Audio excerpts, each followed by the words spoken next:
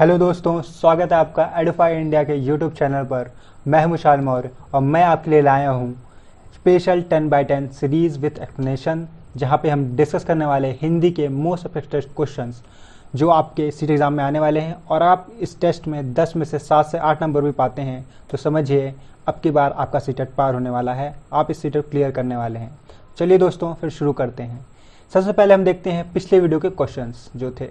सामाजिकरण है, पहला question option है आपका सामाजिक मानदंडों में परिवर्तन, शिक्षक और पढ़ाए गए के बीच संबंध, समाज के आधुनिकीकरण की प्रक्रिया या समाज के मानदंडों के साथ अनुकूलन। तो दोस्तों, समाजीकरण की यहाँ बात की गई है। समाजीकरण आपका तब शुरू होता है जब पहला व्यक्ति दूसरे व्यक्ति से मिलता है। ठीक, एक बच्चे का समाजीकरण उसकी माता से ही शुरू हो जाता है। जब वो अपने परिवार में ही रहता है वहीं उसका समाजीकरण होने लगता है। और हम देखें, जब वो बाहर निकलता है तो समाज के कुछ नियम होते हैं, उन नियमों का पालन अनुपालन वो व्यक्ति करता है। तो आप कह सकते हैं समाजीकरण का अर्थ होता है समाज के मानदंडों का अनुकूलन। ये होता क्या है? एक्सप्लेनेशन में हम देखें तो समाज के नियमों के साथ तालमेल बैठाना। हम कुछ नियम मानते हैं, कुछ लोग नहीं मानते हैं, हम तालमेल बिठा के काम करते हैं, इसी को हम समाजीकरण कहते हैं। चलिए देखते हैं नेक्स्ट क्वेश्चन। बुद्धि है, बुद्धि क्या है?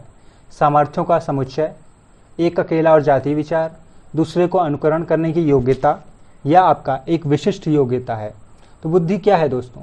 जब भी आपको कुछ कहा जाता है कि अपनी बुद्धि लगाओ, तो बुद्धि जब आप लगाते हो तो कई विचार लगाते हो। उन विचार में जो काम करता है, जो समस्या का समाधान करता है, वही आपका बुद्धि होता है।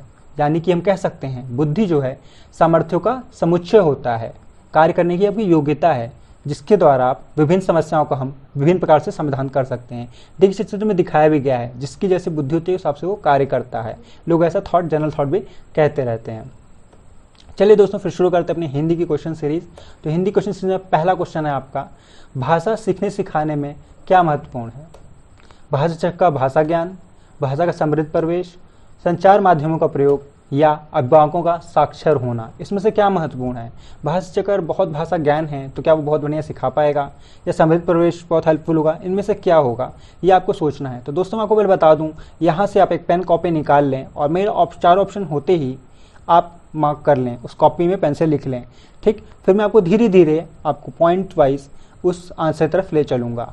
ठीक है दोस्तों, तो यहाँ से आपकी मार्किंग स्टार्ट हो जाएगी। चलिए अपना आप आंसर मार्क कर लीजिए इस क्वेश्चन को देख के।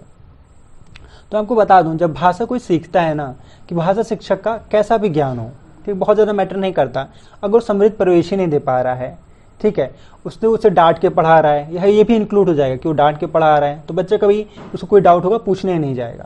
तो एक समृद्ध प्रवेश देना बहुत ज़रूरी है। कैसे? ये देखिए, आप इस चित्र में देखिए, ये टीचर पढ़ा रही है, ये टीचर पढ़ा रही है ना, उसको देखिए ध्यान से। तो इसके अगल बगल काफ़ी चार्ट वगैरह लगे हुए हैं। ये देखिए बहुत चार्ट वगैरह लगे हैं जिसमें कुछ भाषा में कुछ लिखा हुआ है। तो इसका फ़ायदा क्या है? इस भाषा में जो लिखा हुआ है बहुत फ़ायदा है। बच्चे रोज़ इनको देखेंगे, बच्चे स्वभाव से ही कौतूहल होता है, वे जिज्ञासु होते हैं, इनको जानने का प्रयास करेंगे आखिर ये है क्या। और कहते हैं भाषा कितना भी दक्ष क्यों ना हो, अगर बच्चे को भाषा समृद्ध प्रवेश नहीं दे सकता तो उसका भाषा विकास हो ही नहीं सकता। चलिए दोस्तों, दूसरे क्वेश्चन चलते हैं। क्या है? भाषा सीखने सिखाने में किसे आप महत्वपूर्ण मानते हैं? संज्ञानात्मक विकास, सामाजिक अंतःक्रिया, दृश्य शब्द सामग्री या बाल साहित्य। आप किसे महत्वपूर्ण मानते हैं? अपना आंसर मार्क कर लीजिए कॉपी में। तो हम डिस्कस करते हैं फिर इसका आंसर। तो इसका आंसर की तरफ से सोचें तो भाषा में क्या महत्वपूर्ण हो सकता है? संज्ञानात्मक विकास आपका होगा कि आपका दिमाग कितना तेज है, स्मरण कितना करते हो, तर्क कितना अच्छा लगाते हो। अंतःक्रिया मतलब सोशल में आप समाज में कैसा इंटरेक्शन करते हो, बाकी दोनों चीज़ें आप जानते हैं।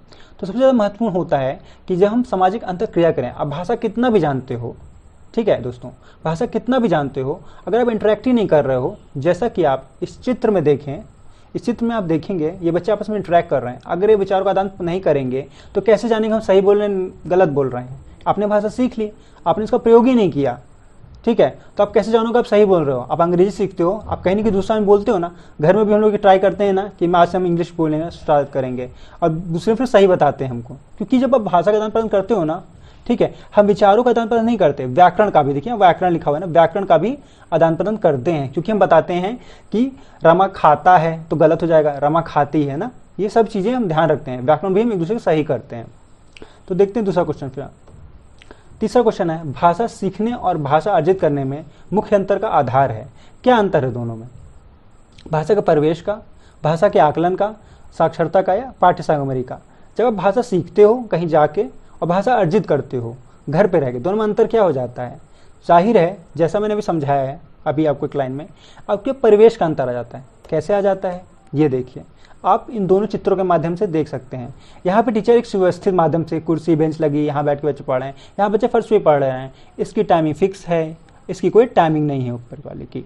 जहाँ बच्चे आराम से बैठे हैं किसी भी टाइम पे जो उनको सुलभ है उस पर पढ़ रहे हैं। तो आप कह सकते हैं जब हम भाषा अर्जन करते हैं परिवार वगैरह में करते हैं, ठीक है, या कहीं गए तो भी कर सकते हैं भाषा अर्जन, ठीक, घूमने गए, बिना किसी व्यवस्थित नियम में बंध कर करते हैं। और जब भाषा सीखना होता है स्कूल में एक व्यवस्थित ढंग से करते हैं। अगला क्वेश्चन देखते हैं, लिखना सीखने में सबसे महत्वपूर्ण क्या है? क्या महत्वपूर्ण है? अक्षर ज्ञान है, शब्द ज्ञान है, वाक्य संरचना है, या आपकी अर्थ की अभिव्यक्ति है? इनमें से क्या महत्वपूर्ण है? अगर आप बच्चा लिखना सीख रहा है तो आपको बता दूं, अगर आप कुछ भी लिख रहे हो उसका कोई अर्थ नहीं निकलता, कोई मतलब ही नहीं है। कैसे? इस एक्सप्लेनेशन से समझ में आता है। पहला सेंटेंस पढ़िए, जैसे पहुंचा बारिश ही मैं वहां होने लगी। इसका कोई अर्थ है? कोई अर्थ नहीं निकल रहा। और इसको देखिए, दूसरे सेंटेंस को अगर आप देखें तो ये वाला, जैसे ही वहां पहुंचा बारिश होने लगी, इसका एक अर्थ निकल रहा है। यानी कि किसी भी भाषा को समझने के लिए, ठीक है, आप उसका अर्थ निकलना बहुत ज़रूरी है, नहीं तो वो निरर्थक हो जाएगा। तो ये सबसे ज़्यादा महत्वपूर्ण है लिखने में अर्थ की अभिव्यक्ति। ये क्वेश्चन बहुत बार सीटेट में आया हुआ है, इसको ध्यान से रखिएगा। अगला क्वेश्चन देखते हैं, गृह कार्य का मुख्य उद्देश्य है। गृह कार्य का मुख्य उद्देश्य क्या है? छात्रों को घर पर व्यस्त रखना, पढ़ाए गए पाठ को दोहराने हेतु अवसर देना, सुलेख की योग्यता का विकास करना, या संबंधित पाठ में रुचि उत्पन्न करना। क्या महत्वपूर्ण है गृह कार्य का? गृह कार्य बच्चों को दिया जाता है इसलिए तो नहीं कि घर पे व्यस्त रहें तो कोई भी खेल में रहकर व्यस्त हो सकता है, ठीक है, और रुचि उत्पन्न करना, ठीक है। देखिए बच्चों का रुचि नहीं होगा तो क्लास में ही रुचि नहीं लेगा, तो होमवर्क में क्या रुचि लेने से रहा वो, तो रुचि उसमें भी नहीं लेगा। सुलेख की योग्यता विकास करना, सुलेख से सिर्फ गृह कार्य इसलिए नहीं दिया जा सकता कि उसको सुलेख लिखना है, तो ये तो बिल्कुल नहीं हो सकता। तो ऑप्शन हो जाएगा आपका पढ़ाए गए पाठ को दोहराने का अवसर देना, क्योंकि वही पाठ उसने पढ़ा है और घर जाकर के फिर उसको देखिए ये बच्चा यहाँ पे रिवाइज कर रहा है उस पाठ को। क्योंकि अगर उसे एक निश्चित अंतराल बच्चा रिवाइज नहीं करता है ना, उसका मतलब वो ये भी भूल जाता है पाठ किस बारे में था, ठीक है, उसमें किसके बारे में बताया गया था, आलू के बारे में बताया गया तो भालू के बारे में बताते हैं, भूल जाता है बच्चा बिल्कुल तरह से, उसके दिमाग से गायब हो जाता है। अगला क्वेश्चन देखते हैं, प्राथमिक स्तर पर शिक्षा का माध्यम क्या होना चाहिए? अंग्रेजी, हिंदी, या बच्चे की पसंद का होना चाहिए, या बच्चे की मातृभाषा होनी चाहिए? क्या होना चाहिए इस पर आपको देना है। अगर क्वेश्चन ने बहुत बार पढ़ा होगा तो आप जाहिर इसको अच्छे से बता लेंगे। कुछ लोग को इसमें हो सकता है कन्फ्यूजन हो, हिंदी होना चाहिए कि बी और डी में, कि बच्चे की मातृभाषा होनी चाहिए। तो बच्चों से बता दूं, मातृभाषा तो किसी देश की कुछ भी हो सकती है ना, किसी की फ्रेंच हो सकती है मातृभाषा ना, तो प्राथमिक माध्यम हमेशा मातृभाषा ही होना चाहिए। क्यों मातृभाषा होना चाहिए? क्योंकि मातृभाषा में जब हम किसी वस्तु पढ़ते हैं ना तो आसान लगती है, हमें बहुत सारे आइडियाज़ आते हैं। जैसे बच्चा पढ़ रहा है, इसको कई आइडियाज़ आ रहे हैं, क्योंकि हम सोचते तो भले हम इंग्लिश में बोलते हैं कहीं पे, पर सोचते तो हिंदी में है ना, हमारा दिमाग उस हिंदी सेंटेंस को इंग्लिश में ट्रांसलेट करता है, ये बात है। अगला क्वेश्चन देखते हैं, बच्चे प्रारंभ से ही क्या होते हैं? द्विभाषिक, बहुभाषिक, कमज़ोर होते हैं, एक भाषिक होते हैं। ये बहुत इंपॉर्टेंट क्वेश्चन है, इसको याद कर लीजिए कि बच्चे जब छोटे होते हैं ना और प्रारंभ से ही वो बहुभाषिक होते हैं। सुनने में अजीब लगेगा, मैं आपको समझाऊँ कैसे।